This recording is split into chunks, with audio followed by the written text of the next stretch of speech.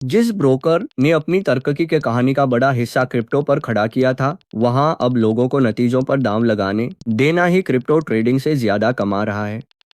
Robin hood ने बुधवार को अपनी अब तक की सबसे बड़ी तिमाही बताई, जिसमें राजस्व 1 अरब 31 करोड़ डॉलर रहा और साल भर पहले से 23% ऊपर गया। इस आंकड़े के भीतर कंपनी के लिए एक पहली बार होने वाली बात छिपी है। इवेंट कॉन्ट्रैक्ट यानी वे भविष्यवाणी बाजार जहां उपयोगकर्ता असली घटनाओं पर दाम लगाते हैं, 15 करोड़ 60 लाख डॉलर लाए, जो क्रिप्टो के 10 करोड़ और शेयरों के 12 करोड़ 90 लाख डॉलर से ऊपर है। यह कारोबार एक साल में 10 गुना से ज्यादा बढ़ा, जबकि क्रिप्टो से आने वाला राजस्व 38% गिर गया। कंपनी ने राजस्व और प्रति शेयर मुनाफे दोनों में वॉल स्ट्रीट की उम्मीदों को पीछे छोड़ा। फिर भी बाजार बंद होने के बाद शेयर लगभग 4% नीचे चला गया।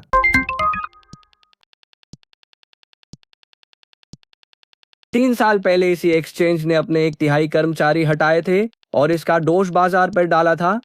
इस हफ्ते उसने 5वां हिस्सा हटाया है, लेकिन वजह बिल्कुल अलग बताई है। लूनो, जो लगभग 1 करोड़ 60 लाख खुदरा ग्राहकों को सेवा देता है और डिजिटल करेंसी ग्रुप का हिस्सा है, अपनी वैश्विक टीम के करीब 20% लोगों को हटा रहा है।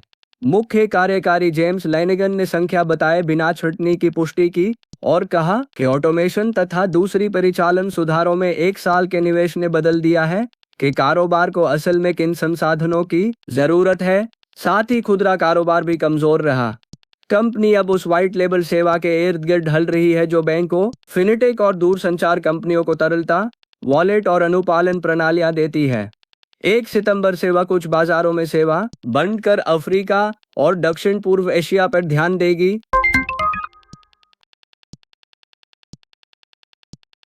जिस बिंदु से दक्षिण कोरिया आपके क्रिप्टो मुनाफे पर कर लेना शुरू करता है, वह साल में लगभग $1740 है। यह सीमा अमीर निवेशकों को ध्यान में रखकर नहीं बनी है और यही वजह है कि ये लड़ाई संसद तक पहुंच गई। 1 जनवरी 2027 से 2.5 लाख वॉन की छूट से ऊपर के सालाना मुनाफे पर राष्ट्रीय स्तर पर 20% कर लगेगा और स्थानीय आयकर जोड़ने पर यह 22% हो जाएगा। यह मुनाफा वेतन में जोड़ने के बजाय अन्य आय के रूप में अलग गिना जाता है और छूट हर साल नए सिरे से मिलती है। 3 बार टाले जाने के बाद सरकार ने संकेत दिया है कि वह इसे चौथी बार नहीं टालेगी। विपक्ष ने डिजिटल संपत्तियों को आयकर कानून से पूरी तरह हटाने का विधेयक रखा है और कर हटाने की याचिका 50,000 दस्तक पार कर गई, जिससे राष्ट्रीय सभा को इसकी औपचारिक समीक्षा करनी होगी। अभी सब्सक्राइब करें